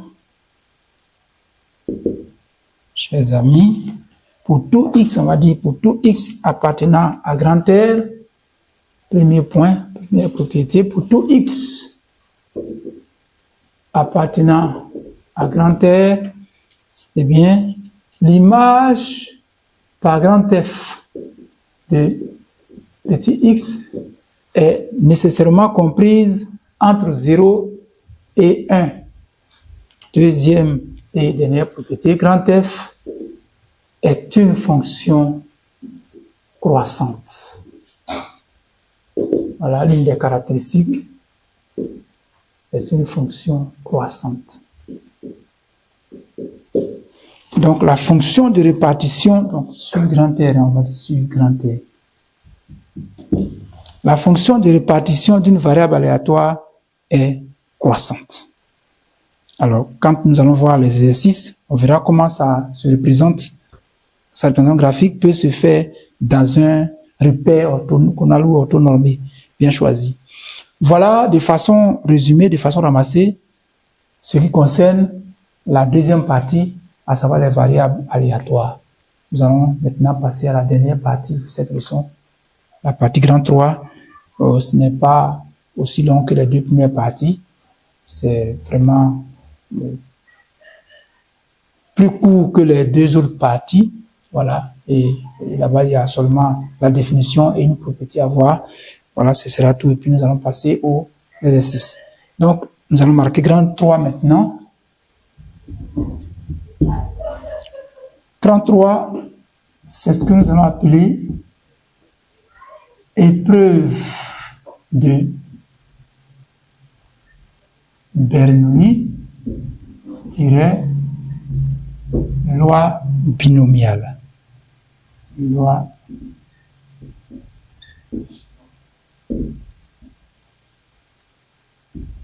binomiale.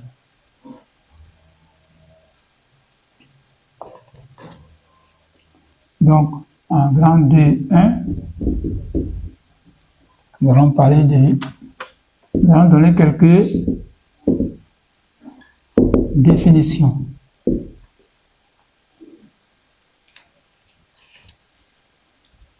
La toute première définition que nous allons donner, c'est l'épreuve de Bernoulli. Qu'appelle-t-on une épreuve de Bernoulli? Il faut retenir simplement que c'est une épreuve aléatoire qui aboutit à deux résultats, exclusivement deux résultats contraires. L'un des résultats va s'appeler le succès et l'autre va s'appeler l'échec. Par exemple, vous êtes en classe de terminale, vous allez passer en fin d'année le bac. Quand vous passez le bac, il n'y a que deux résultats. Ou bien vous obtenez le bac, on dit que vous avez réussi, ça va s'appeler le succès, ou bien ça n'a pas marché malheureusement, ce que nous ne souhaitons pas d'ailleurs, et en ce moment, ça va s'appeler l'échec. Donc, les deux événements étant contraires l'un de l'autre, et il y a exclusivement deux résultats, une telle épreuve est appelée épreuve de Bernoulli. Quand nous tirons un penalty, un tir au but, il y a essentiellement deux résultats. Ou bien le tireur marque, on dit qu'il y a un succès, et ses supporters, n'est-ce pas, les supporters de son équipe sont en joie, tout le monde acclame, ou bien il rate le tir, et en ce moment-là, la tristesse se lit sur tous les visages, on dira qu'il y a un échec. Donc une telle épreuve également est une épreuve de Bernoulli. Donc on va dire que une épreuve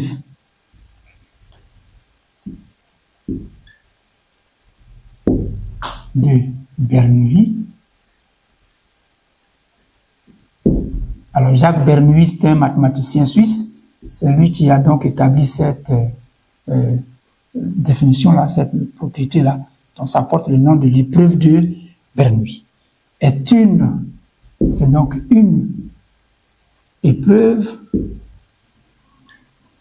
c'est une épreuve aléatoire qui aboutit exclusivement, donc ayant deux issues, c'est-à-dire deux résultats, deux issues contraires.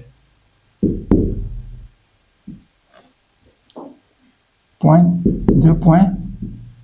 L'une des issues, donc l'une appelée succès, est notée grand S. Donc, je note ici épreuve de Bernoulli. Et l'autre, bien, puis l'autre appelé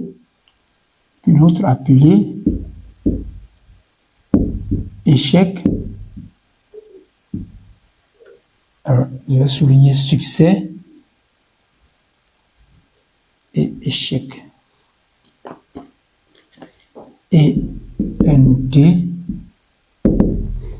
le contraire de succès, donc S bar ou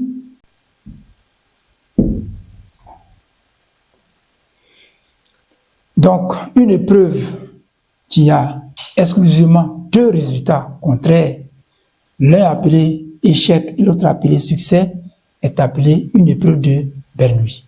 Et lorsque cette épreuve est répétée plus d'une fois, 2, 3, 4, 5, 6 fois, plusieurs fois, on dira que c'est un schéma de Bernoulli. Donc, deuxième astérisque, un schéma de Bernoulli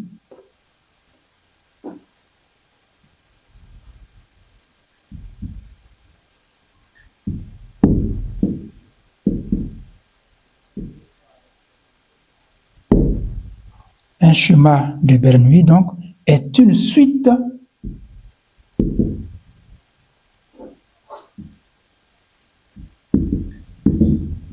de n épreuves de n épreuves de Bernoulli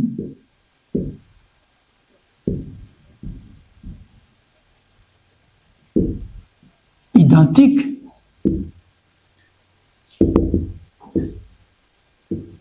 et indépendantes.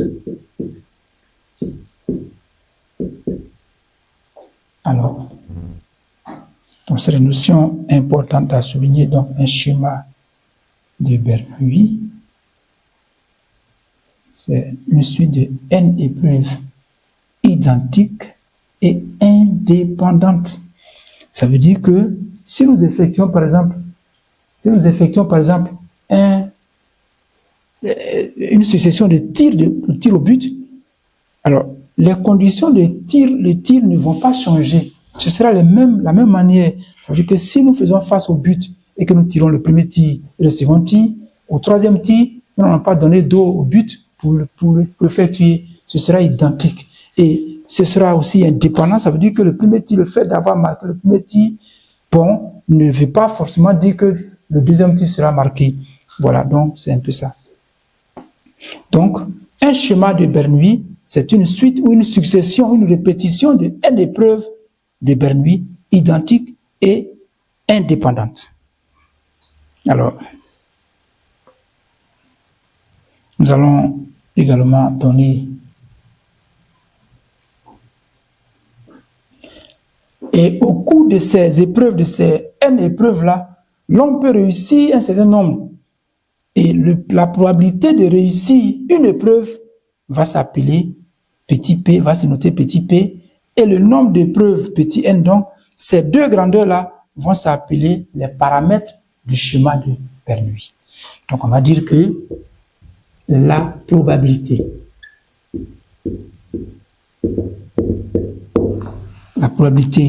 que nous allons noter petit p comme ça du succès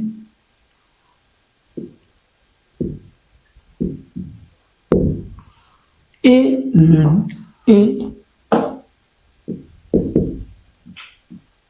nombre n,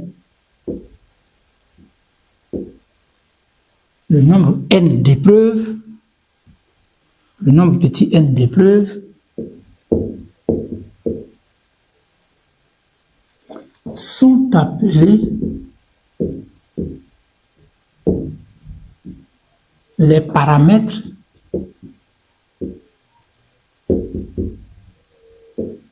du schéma.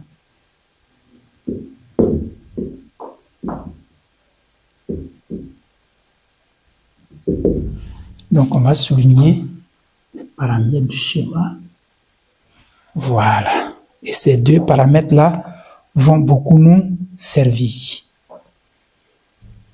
Alors, nous allons voir juste après ces quelques définitions-là, les propriétés ou la propriété liée à l'épreuve de Bernoulli et à la loi binomiale. Donc, 33.2.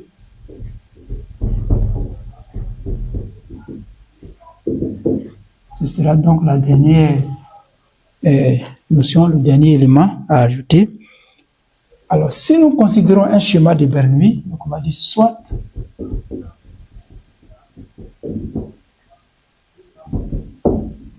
un schéma de Bernoulli de paramètres, il faut le préciser, de paramètres au pluriel, N et P. Alors, premier astérisque, la probabilité, au cours de ces n épreuves, comme je le disais, nous pouvons réussir un certain nombre, nous pouvons réussir toutes ces n épreuves, comme nous pouvons échouer à ces n épreuves. Alors, le nombre d'épreuves que nous pourrons réussir, nous pouvons nous intéresser, nous pouvons calculer la probabilité du nombre d'épreuves, n'est-ce pas, réussies. Donc, on va dire la probabilité d'obtenir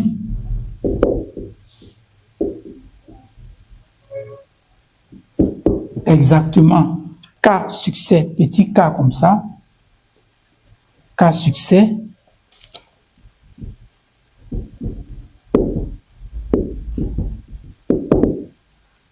Alors, on va dire au cours de ces épreuves-là, au cours de ces N épreuves, on va le préciser, au cours de ces N épreuves, au cours des N épreuves, eh bien, c'est égal à, on va noter ça comme ça, P grand P indice K, ça veut dire P dépendant du paramètre K, c'est donc la probabilité pour que grand X soit égal à K. On a dit tout à l'heure dans les notations que l'événement grand X est égal à XI, se note entre parenthèses grand X égale XI, puis on ferme les parenthèses. Donc, la probabilité pour grand X prenne la valeur petit k va se noter P indice K égale à la probabilité P de grand X égale à K.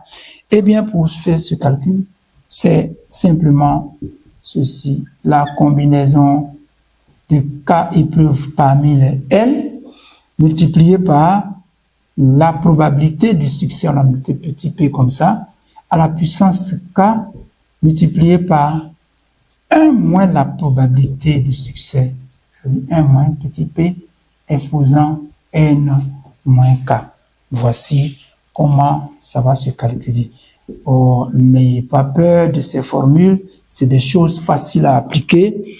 Alors, lorsque vous voyez, vous avez l'impression que c'est difficile, c'est des petits calculs. Si nous connaissons par exemple la probabilité du succès qui est égale à 0,3, alors la probabilité de l'événement contraire, ça va faire 1 moins 0,3, ça fait 0,7. Donc, cette formule va devenir la combinaison de K dans N fois 0,3 exposant K, multiplié par 0,7 exposant N moins K. Et on va faire varier K, si K égale à 0, K égale à 2, K égale à 3, ainsi de suite. N, c'est le nombre de preuves qu'on va effectuer. Ce sera donné dans chaque exercice.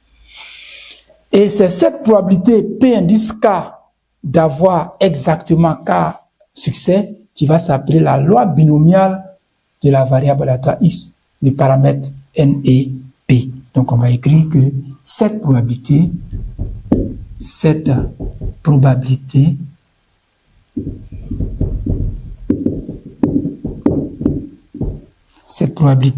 P indice K, c'est comme ça que nous l'avons noté là, donc P indice K, cette probabilité P indice K est appelée la loi binomiale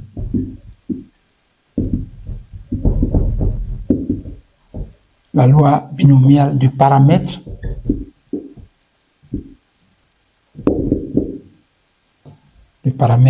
N et P.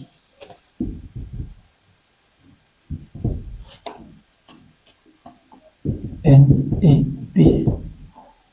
Donc, on va souligner ça, loi binomiale. Voilà. Alors, deux derniers astérisques. Quand nous avons une épreuve de Bernoulli, tout à l'heure dans le cas des variables aléatoires quelconques, nous avons calculé l'expérience mathématique, nous avons déduit la variance et les cas types. Mais pour le cas des épreuves de Bernoulli et la loi binomiale, ces grandeurs deviennent faciles à calculer. Il suffit simplement de connaître les paramètres N et P pour obtenir l'expérience mathématique. On n'aura plus besoin de faire ces calculs-là où on nous donnait x1 fois P1 plus x2 fois P2, ou x1 carré fois P1 plus, etc., etc. Ce sera plus le même cas. Alors, dans ce cas, on va dire dans ce cas,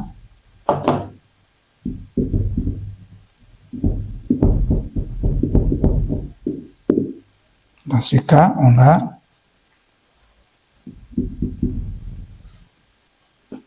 l'espérance mathématique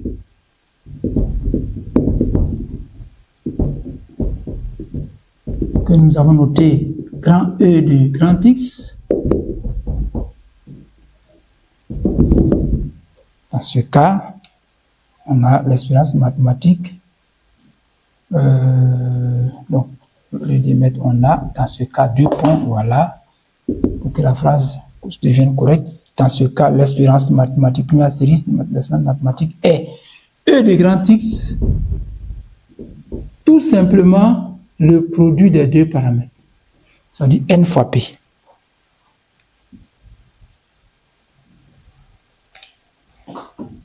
Alors, la variance va devenir en ce moment-là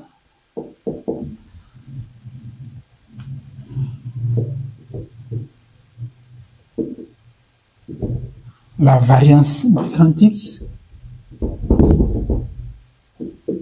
est en ce moment grand V de grand X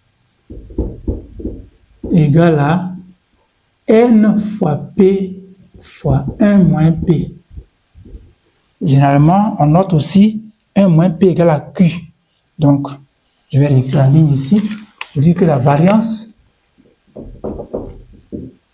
je vais réécrire, ça fait N fois P fois 1 moins P. Donc, en posant 1 moins P égale à Q, ça nous fait N fois P fois Q. Voilà la variance. Et comme le cas type, c'est la racine carrée de la variance, dès que nous avons la variance, nous pouvons déterminer les cas types en prenant la racine carrée de cette valeur. Et comme N est un nombre entier naturel, il est naturellement positif. P, c'est une probabilité, c'est compris entre 0 et 1, c'est la probabilité de succès. Et Q, c'est aussi un nombre réel, voilà, compris entre 0 et 1. Donc, ceci est un nombre positif. Nous pouvons donc calculer les cas types. Voilà de façon ramassée ce qu'il y avait à donner comme essentiel sur cette leçon appelée la probabilité conditionnelle et les variables aléatoires. Merci pour votre attention. Nous allons passer maintenant aux exercices.